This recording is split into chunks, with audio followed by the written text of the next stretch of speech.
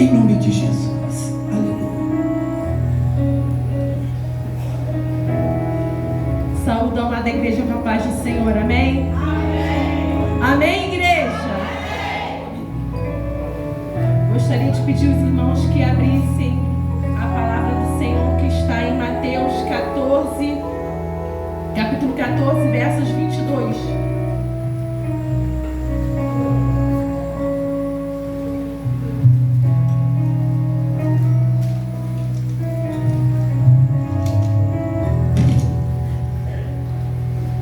Amém, igreja? Que tem pelo texto escrito: Jesus anda por cima do mar. E logo ordenou Jesus que os seus discípulos entrassem no barco e fossem adiante para outra banda, enquanto despedia a multidão. E despedia a multidão, subiu ao monte para orar à parte. E chegada a tarde já estava ali só. E o barco estava já no meio do mar, açoitado pelas ondas, porque o vento era contrário. Mas à quarta vigília da noite, dirigiu-se Jesus para eles, caminhando por cima do mar. E os discípulos, vendo-o caminhar sobre o mar, assustaram-se, dizendo: é um fantasma, e gritaram com medo. Jesus, porém, lhes falou logo, dizendo: tende bom ânimo, sou eu, não temais. E respondeu-lhe Pedro e disse: Senhor, se és tu, manda-me ir ter contigo por cima das águas. E ele disse: vem. E Pedro, descendo do barco, andou sobre as águas para ir ter com Jesus. Mas sentindo um vento forte, teve medo. E começando a ir para o fundo, clamou dizendo: Senhor, salva-me. E logo Jesus, estendendo a mão, segurou-lhe e lhe disse: homem de pequena fé, por que duvidaste? E quando subiram para o barco, acalmou o vento. Amém, irmãos? Eu gostaria de estar pedindo que me ajudassem a entoar o louvor.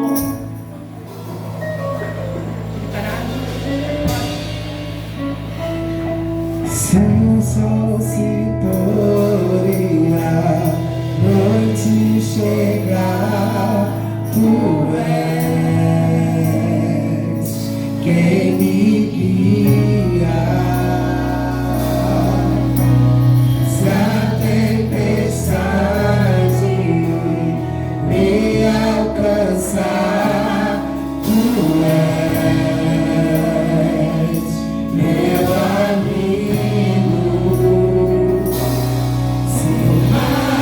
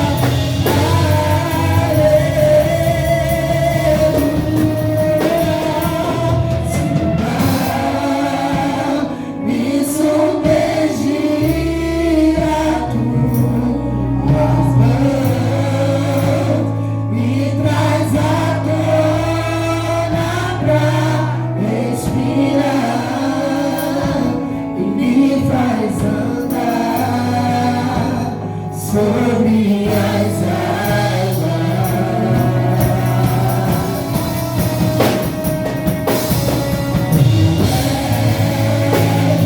Tu és a minha salvação, és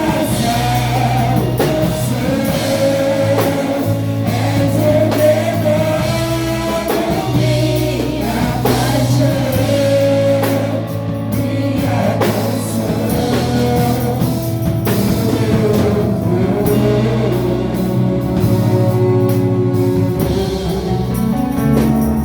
Amém, igreja.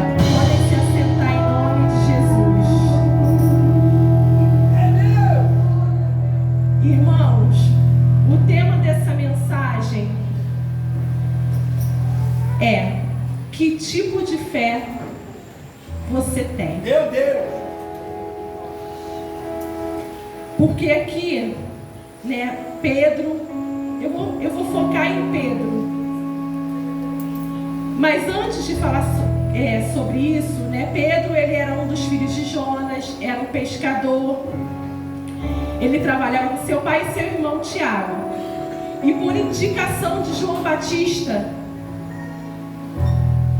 na verdade não, o seu irmão André levou Pedro a conhecer Jesus, não era Tiago. Seu irmão André levou Pedro a conhecer Jesus, né? E todo mundo sabe que ele era pescador de peixes. E o Senhor Jesus chamou ele para ser pescador de almas. E nós vemos nessa passagem que Jesus chamou os discípulos para entrarem no barco para irem para outra banda.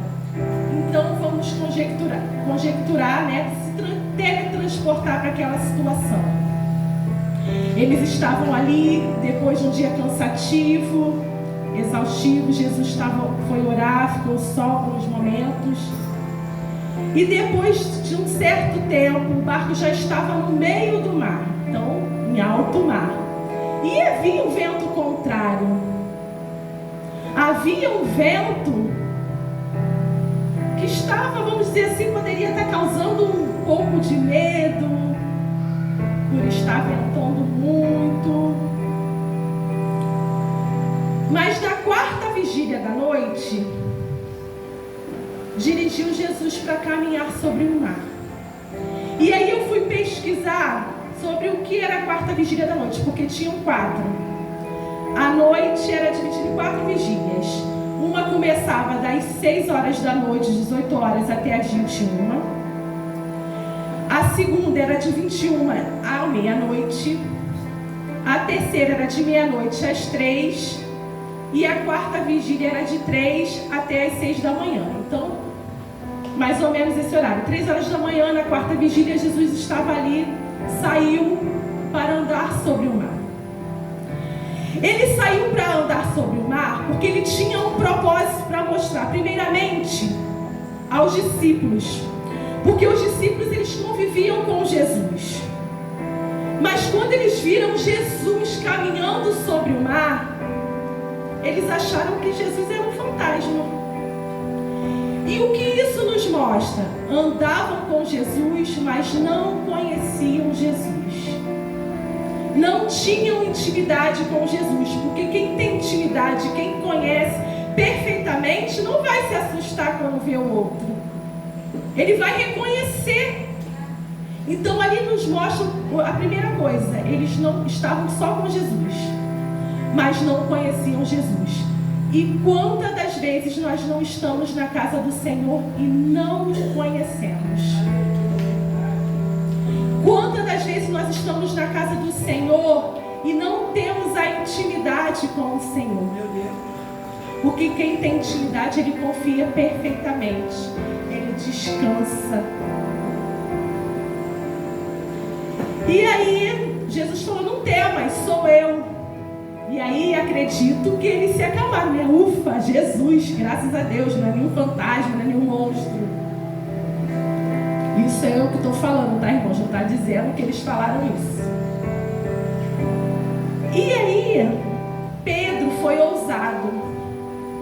Ele pediu para Jesus: deixa eu andar contigo sobre o mar. E o mestre falou: vem. E Pedro começou a andar sobre o mar. Imagina, irmãos, Jesus, a gente estando com Jesus e Jesus andando sobre o mar, e a gente pede para ele: Jesus, eu quero ir contigo. E ele fala: vem. E a gente andar sobre o mar. E ele foi andando, mas de repente Pedro se desligou e começou a afundar. Irmãos, havia uma palavra liberada de Jesus sobre Pedro, que era para ele ir.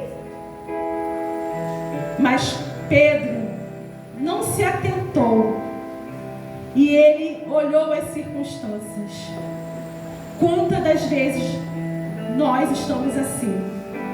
O Senhor nos diz: seja forte e corajosa, eu estou contigo. Eu estou com você, essa guerra não tereis que pelejar, porque eu estou contigo. Mas a gente pega e olha para a situação com os nossos olhos humanos, e aí parece que vira uma turbulência. Porque se Pedro continuasse ligado, olhando para o alvo, que é Jesus, ele não tinha afundado. E é isso que nós precisamos fazer, manter o alvo, o foco é Jesus. Se há uma palavra liberada sobre as nossas vidas, assim como houve na vida de Pedro, é somente confiar, irmãos, é somente olhar para o alvo, que é o Senhor. Porque aquele que te chamou, ele te garante, ele te prometeu. Ele não é homem para que minta, nem filho do homem para que se arrependa. Às vezes nós estamos passando por uma dificuldade financeira e o Senhor está falando para a gente: é possível, eu estou contigo. E a gente teme o que vamos comer, o que vamos beber. Às vezes estamos com uma enfermidade que o Senhor fala: não é para a morte, eu estou contigo. E a gente fica dando ouvido à palavra do homem, sendo que a última palavra é do Senhor. Há uma palavra liberada, há um decreto sobre as nossas vidas. Às vezes é o nosso esposo, estou falando nosso esposo não, o meu esposo, ou o seu, a sua esposa, que não conheceu Jesus ainda, e o Senhor falou: eu estou trabalhando, eu vou salvar. E a gente olha para a situação e diz: não, mas há uma palavra liberada. Eu tenho que manter o foco. Irmãos, eu estou passando, algumas pessoas sabem, um processo de uma enfermidade, mas é tratamento do Senhor comigo. E aí eu falei: Senhor, será que o Senhor não está vendo tudo que eu estou passando? O Senhor falou para mim: eu estou vendo. Porém, é como Pedro: só anda sobre o mar, só faça aquilo que eu te ordenei, que no tempo que eu quiser, eu irei dar um basta. Às vezes a gente quer o nosso momento, a gente acha que estamos sozinhos, que o Senhor não está vendo, mas Ele está vendo sim, e Ele está nos forjando. Ele está vendo o nosso posicionamento, irmãos, porque grandes coisas nós sabemos que o Senhor tem para fazer nas nossas vidas e através das nossas vidas, mas Ele não vai dar para qualquer pessoa de qualquer maneira, porque nós não podemos ficar oscilantes. Porque como é que nós vamos levar a palavra para aqueles que precisam, se uma hora eu estou lá em cima e outra hora eu estou querendo jogar tudo para o alto? Nós não podemos fazer como Pedro fez, olhar para as circunstâncias, olhar para aquele mar revolto e dizer: eu vou afundar. Não, você não vai afundar, porque o Mestre está com você. O Mestre liberou uma palavra sobre a sua vida, e no mesmo momento que ele começou a afundar, ele gritou: Senhor, socorre-me. E logo o Mestre estendeu as mãos para socorrer. Pedro, até o momento que improvável, ele estava sobre o mar. No momento que a sua fé oscilou, que ele duvidou daquilo que o Senhor tinha falado para ele, que foi uma palavra: vem. Ele tem toda a autoridade, ele tem todo o poder sobre todas as coisas. Irmão, nós não podemos brincar mais de estar, uma hora eu estou, outra hora eu não estou. Não é momento mais para isso. É momento de pegar, as ondas estão bravias, tá? O mar está açoitando para um lado e para o outro, mas o Senhor liberou uma palavra sobre a tua vida e sobre a minha. Então é só manter o foco, manter o alvo. Jesus está ali na proa do barco, está ao meu lado, está aí sobre o mar, está onde eu preciso, ele está pronto para me socorrer. Tinha um propósito para Pedro, para mostrar para ele que quando ele estava olhando para Jesus, ele estava sendo bem sucedido. Mas quando ele quis olhar para as circunstâncias, quando ele quis murmurar, talvez, ele desmoronou, ele afundou. E quantas das vezes a gente quer olhar para as circunstâncias e fica murmurando? Irmãos, porque eu murmurei, chegou um tempo que eu cheguei para a pastora e falei: pastora, eu não estou aguentando mais.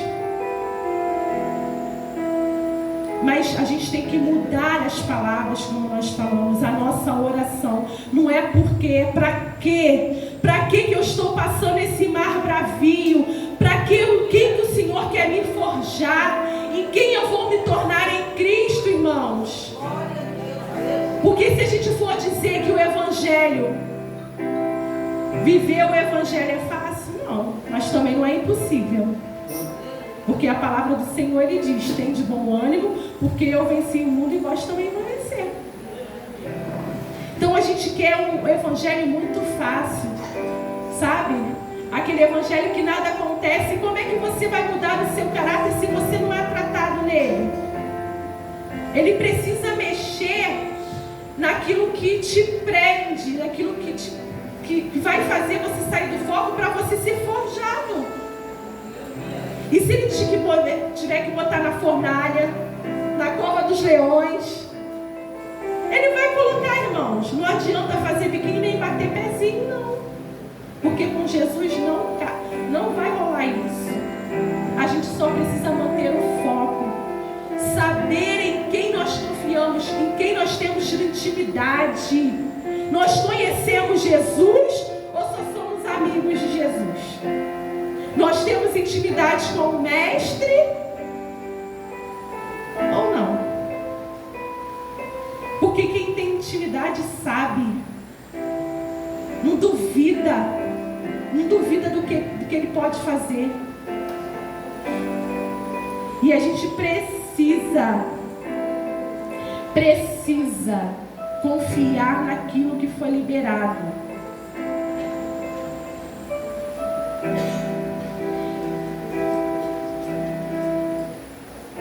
Precisamos entender a nossa total dependência de Deus, irmãos. Nós somos totalmente dependentes dele. Nós não fazemos nada por nós mesmos, nem pregamos porque somos. Se não for a misericórdia dele, eu não abro nem a boca. Se não for a misericórdia dele, eu não respiro, não respiramos, não andamos. Precisamos lembrar que temos uma palavra liberada sobre as nossas vidas e precisamos confiar. Existe uma palavra sobre a sua casa, sobre a sua família, sobre a sua vida, e é somente confiar naquilo que o Senhor falou para você. Não é o outro que vai dizer quem você é em Deus. É o Senhor que tem que saber quem é você e você saber, ponto. Não espere aprovações das pessoas. Todos nós estamos em tratamento, todos nós estamos sendo forjados para encontrar com Jesus. Então quem precisa saber é você, quem você é em Deus. Se Deus nos prometeu, Ele nos garante. A gente não precisa temer, porque Ele garantiu. Ele liberou a palavra. E como eu falei, se Ele te prometeu, Ele vai te garantir naquilo que Ele te prometeu. Está doendo? Pode estar doendo, mas aguenta mais um pouco. Às vezes, você não alcançou aquilo que o Senhor tem para a sua vida, porque o seu posicionamento não está da forma que o Senhor quer. Porque a gente quer muitas coisas, mas como a gente se comporta? A gente quer por quê? Para que a gente quer receber as bênçãos do céu? Para dizer que a gente é muito abençoado? Ou para ser um abençoador também e levar Jesus através das nossas bênçãos? Não adianta só a gente receber. A gente precisa transmitir aquilo que a gente recebe. Sabe, muitas das vezes a gente chega aqui e uma coisa que eu entendi, a gente tem que largar os nossos problemas para ir em prol do outro. E será que a gente está disponível para isso? Porque a gente chega aqui, a gente quer pra gente, mas não é isso. Primeiro eu me dou para o outro. E quando eu me dou para a obra de Deus, enquanto eu me dou em favor da vida do outro, o Senhor vai cuidar das minhas causas. Porque como é falado, o altar não deve nada a ninguém, o céu não deve nada para você. E mesmo que Ele não fizesse, só em ter nos resgatado do lamaçal de pecado, a gente já estava no lucro, irmãos. Porque o nosso alvo é o céu. É muito bom alcançar coisas aqui na terra, bênçãos materiais. Não é pecado isso, é muito bom. Mas isso não tem que ser o foco, porque o nosso foco e o alvo é o céu, é morar com o Senhor, é encontrar. E será que nós estamos preparados para encontrar com Ele? Outro dia a gente estava conversando, né, pastora? Que Jesus está voltando para algumas pessoas. A gente às vezes está esperando Jesus vir. Uma amiga minha, 45 anos, a minha idade, faleceu. E aí, será que se fosse eu estaria preparada para encontrar o Senhor na glória? A gente tem que se preocupar todos os dias em o que a gente tem plantado, o que a gente tem feito. Porque quando a gente esquece de tudo isso, irmãos, a gente demonstra a nossa falta de fé.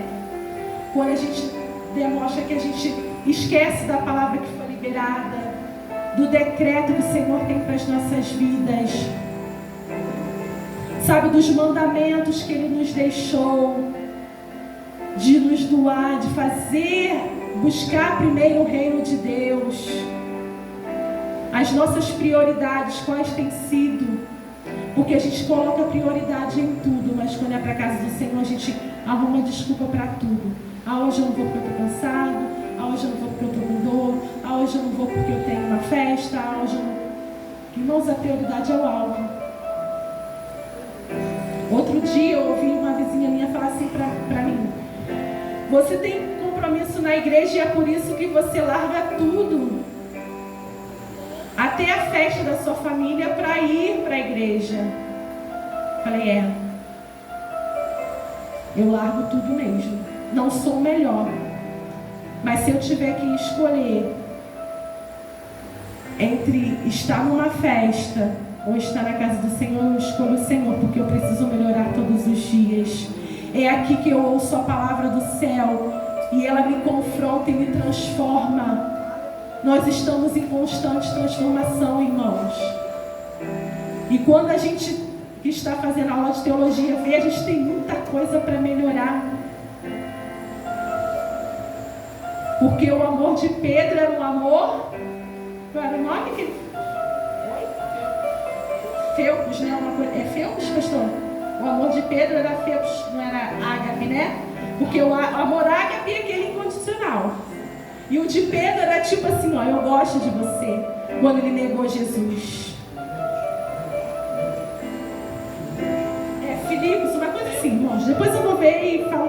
está?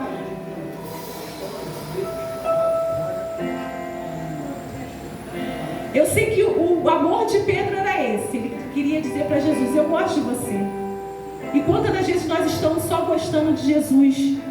Nós não estamos nos amando incondicionalmente. Porque quem ama incondicionalmente não mede esforços, se lança, está sofrendo, está doendo, está machucando, está amassando, está igual uma azeitona toda espremida, mas está ali.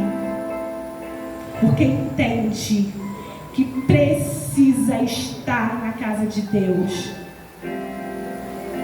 Nós precisamos todos os dias. Se Ele te chamou, Ele te garante. Jesus precisou mostrar para Pedro que mesmo vivendo junto com ele não tinha entendido e não tinha o conhecido verdadeiramente. Porque foi como eu falei, se ele conhecesse Jesus verdadeiramente, ele tinha continuado andando sobre o mar. Imagina, gente, você com essa oportunidade de andar sobre o mar. Hoje, o mar que nós vamos andar com Jesus é as nossas dificuldades, né? As nossas debilidades que precisamos melhorar. Mas Pedro não, ele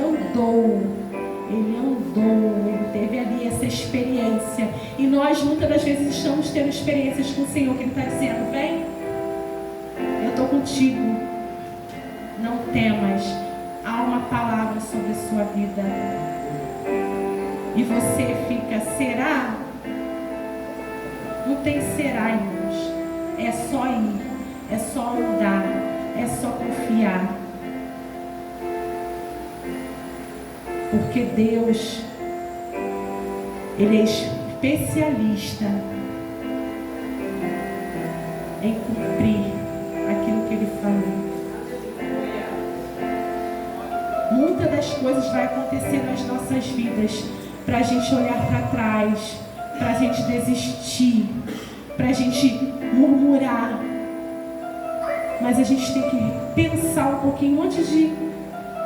Peraí, por quê? Não, para quê? O que o Senhor está querendo me moldar? Em que o Senhor está querendo me transformar? Amém, irmãos?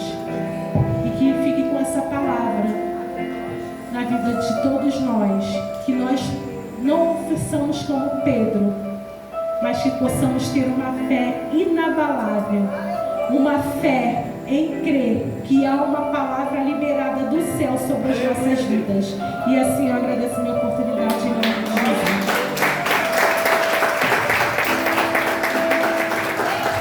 Aleluia.